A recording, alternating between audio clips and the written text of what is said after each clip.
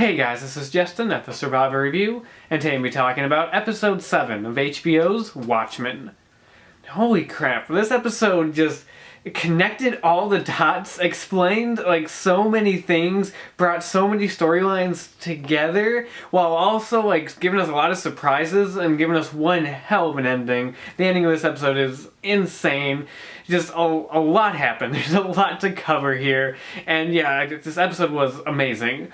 Now, this episode opens very Dr. Manhattan-centered, which you find out why near the end, and it's really interesting because Dr. Manhattan in the show is something that they haven't really explored much. Like, he's briefly mentioned in the first couple episodes. You find out that he's like on Mars, and that's about it. He's not really a part of the story, really. And so getting this episode, which throws him front and center, which begins with this like video kind of explaining the origin of John Osterman and what happened to him, which I thought was really cool and really fun to see. I like the footage in Vietnam as I shot from the helicopter of Dr. Manhattan walking and like blowing up the stuff. Like, I thought that was a really cool shot. And we find out is that that video is playing on a TV screen in the store in Vietnam, and you see young Angela in there, and she's looking at a bunch of VHSs to buy, and she sees this one that looks almost like a 70s exploitation type of movie called Sister Night, and she goes to like buy it, and the clerk at the front's just like, your parents aren't gonna let you watch this, but she buys it anyway, and she goes outside, and you see just like kind of festival going on. You see a lot of people dressed up as Dr. Manhattan walking around, and a lot of just stuff going on, and you see like a suspicious looking guy doing this little puppet show. He doesn't look very happy, to say the least. And then she ends up going up to her parents and starts talking to them and shows them the VHS, and of course they're like, you're not going to be able to watch this. And Angela clearly shows how much she likes like the person on the cover and how she wants to be like that and wear a mask. And her dad's all like, you don't want to do that, you can't trust people in masks. You know they might not be good, they might be hiding something, which is clearly alluding to his father, Hooded Justice. And then she goes to return the VHS, and you get this really intense moment where you see the suspicious looking guy at the puppet show give a backpack to this one guy on this bike, and the guy ends up riding the bike up to the soldiers and her parents and just bombs the place, basically killing her parents, and that's how her parents died. Now, even though you knew basically what was going to happen, because she basically said in a previous episode that her parents died in Vietnam, that was an intense moment. So I really liked this opening scene, the way it was handled, like the use of the song Living in America, and also the actress playing young Angela is the foster sister from Shazam, who's really good in that movie, and she's really good in this episode too. So yeah, that's a great way to open the episode. And you see Angela in Lady True's care, just has this thing attached to her with these tubes going through, taking this treatment that Lady True explains is basically just like kind of giving the memories back to the source, and that's why the tube attached to her goes all the way out the door, presumably into another room where Will is. And she wants out, but they won't let her out. Even her husband tries to visit her, and like they won't let her. And while that's going on, Lori is on a stakeout, and she gets a call from her partner, who is at Looking Glass's place. And turns out all those cavalry members who went to like kill him at the end of the episode 6, or episode 5 I mean, are all dead, and Looking Glass is nowhere to be found. So hopefully that means he's alive, because I really hope he is, and I'm really curious as to what's going on with him. I actually got all caught up in episode 6. I forgot about that ending of the cavalry members going to this place. So when I saw that, I was like, holy crap, yeah, that's right. So I want to see what happens with that. And it turns out that Lori was staking out Judd's wife, and goes to talk to her about all the information she's gathered about Will is the one who murdered Judd and all that kind of stuff. And she tells her theory that Cyclops, the group of white supremacists from the flashback in episode 6, actually became the 7th Cavalry and is run by the senator, and it's their plan to basically take over and everything, and basically for the senator to end up becoming president. And of course, because Lori is always 3 steps ahead of everybody, she is right, because immediately Judd's wife just reveals like, oh yeah, that is true. That was our plan initially, but then we thought of something greater than presidents. And Lori's just like, what's going on? And then literally like the wife opens a trap door, which takes a minute to work. I love it. She's clicking the button and Lori's just like, what are you doing? And then just the trap door opens and she falls in. So yeah, so apparently that's what's happening, and the Cyclops organization that we saw in the last episode is the 7th Cavalry, which is, I didn't put that together, even though I kind of probably should have now that I think about it, but I didn't put those pieces together, and I guess my comment in the last episode about Judd not actually being that bad of a guy is completely false, because if he's in on all this, he's kind of a bad guy. And later we see Lori tied up in the 7th Cavalry's hideout, and she gets approached by the senator, who basically had this whole conversation, and he's just like, took a lot of risk bringing you here, but this is all part of our plan. And basically at the end, I thought I'd aim for something higher, something more blue, and walks away. You're like, okay, what are they planning to do with Dr. Manhattan? There's something that they have planned with Dr. Manhattan, and I want to know what that is. Luckily, later we find that out. But after that, cutting back to Angela and everything, there's this one scene where she gets asked all these questions by Lady True's daughter, and Lady True explains that, she has someone else's memories in her as well, just like what's going on with Angela, and it's this old lady's memories. And you're like, okay, that's kind of weird.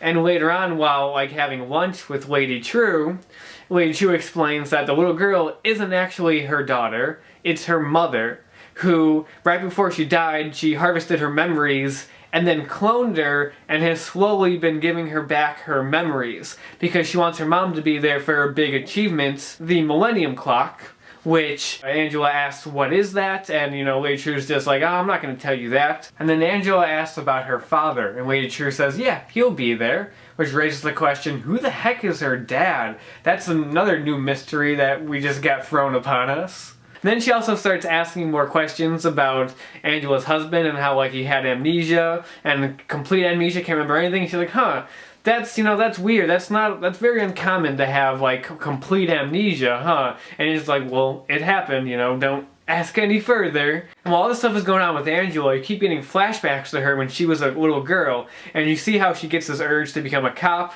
There's this one scene where the police there ask her to identify one of the guys involved in the bombing, and she identifies him, and literally they just take him out back and shoot him, and she just stands there oh, I want to hear it, and she listens to the guy getting shot, which is screwed up. Then afterwards, one of the cops hands Angela a badge, basically saying, when you're older, come and find us, which basically starts Angela's interest in becoming a cop. And then later on, she ends up getting picked up by her grandma, the character who we watched in the flashbacks in the last episode. And you have the scene between them having lunch and everything. It's really nice. It's really kind of heartwarming. You're like, oh, this is nice. And that's where she says, oh, we're going to take you back to Tulsa. And, I'm even going to let you watch the Sister Night movie and everything. You're like, oh, this is a nice scene. It's going to be okay. Because you see the grandma bringing Angela to the car, buckling her in, and going around the back to get inside, but she ends up falling and having a heart attack. And yeah, that's all you see of that. So that kind of has a really tragic end to it, especially because the grandma explains how, her son, Angela's father, kind of disowned the grandma and kind of moved away from her, didn't tell her anything, didn't even, put her on as the next of kin or anything. So it's kind of a sad ending to that story. Interesting to see that character though, after seeing her, the younger version of her in the last episode. The actress did a really good job, they did a really good job of having the actress feel like the older version of the other actress, the younger actress from the last episode, so I really like that. So in present day, Angela's getting fed up about not being able to talk to her grandpa and got all the stuff worked out, so she follows the tube to his room, breaks in, and her tube's not even attached to him. It's attached to a friggin' elephant, which I was just like, what? That was such a weird moment, it's such a weird visual, but okay, she's actually attached to the elephant, not her grandpa. That was interesting. And after that, we get to the stuff with Adrian Veidt. Which, okay, this is just more bizarre Adrian Veidt stuff. He's been put on trial by the game warden for trying to escape, which is a huge deal and something you're not supposed to do. And you even have one of the clone ladies there, give him this whole spiel about how, he broke the rules, he's not supposed to do this, he's all in the wrong and everything. And they ask for Veidt's statement because he's defending himself. And so he stands up and just lets out a long fart. And that's, his response. You can tell he's just sick of this crap. And, he just sits back down, the defense sits down, and everyone's just shocked, they don't know what to do. And then, just to add to more weirdness, the warden basically says, let's let, the pigs decide. And they open this door, and all these pigs come running in. Why? I don't know. And all the pigs run in, and the warden picks up one of them and goes like, alright, what's the verdict? And the pig like lets out a little squeal, and he goes, oh, guilty! And everyone like stands up and just starts yelling guilty at Vite. You even see like a tear roll down his eye, like he just doesn't want to be doing this anymore. And we cut away. So that's the Adrian Veidt stuff, which is just, again, more bizarre, strange stuff, but you kind of get more insight on Veidt and how he feels about the situation, the fact that he's just getting more and more sick of it, he just wants to get out of it. And then you get to the big reveal stuff, everything kind of piecing together in that Angela tries to leave the facility, ends up finding this room with this blue globe in it, and clicks buttons in all these different countries, and it's all the video from the Manhattan booths. And then you get to the one in Tulsa with Lori in there, like the scene she had in episode 3. And Lady True walks in and basically explains everything. Explains like what Will is doing there. The first thing she says is that Dr. Manhattan is not on Mars. He's been in Tulsa the whole time, and he's pretending to be human. Which is like, holy crap, what? Which is crazy because that's what Will was saying in one of the few episodes ago, where he's just like, maybe I'm Dr. Manhattan, just pretending to be human. And like, oh yeah, Dr. Manhattan can't do that.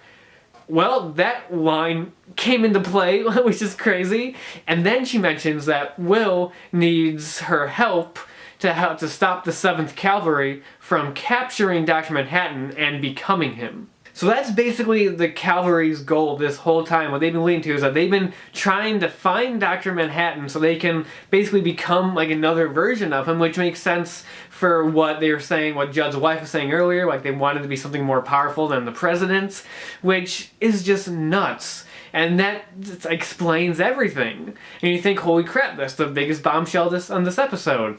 But no, it gets crazier. Because after that, like, Angela just kind of doesn't really respond too much, especially to the whole, like, oh, Dr. Manhattan's trying to be human. And so she leaves the place, goes home, and then she goes to her house, and, you know, Cal, her husband, confronts her.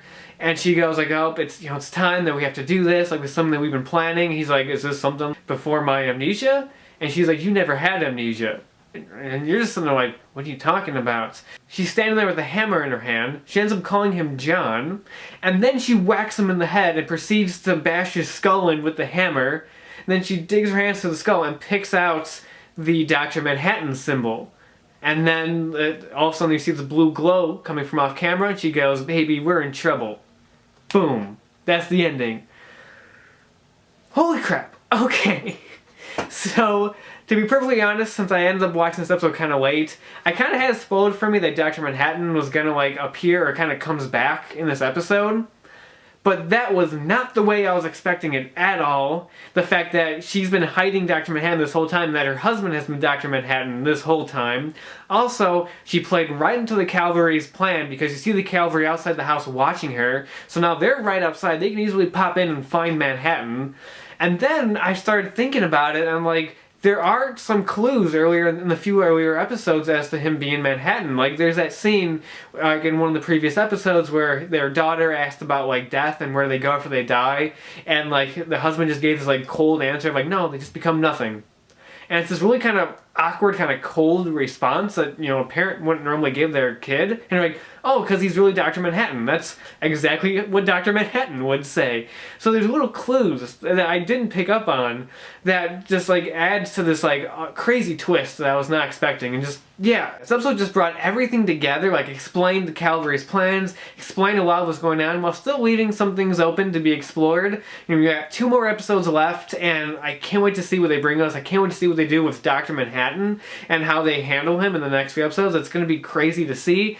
And yeah, it's just really exciting. I mean, if this episode is crazy, I can't imagine what the next 2 are going to be like. It's going to be really awesome to see. And yeah, that's episode 7 of Watchmen, and that's all I have to say about that. So until next time, I'll talk to you guys later.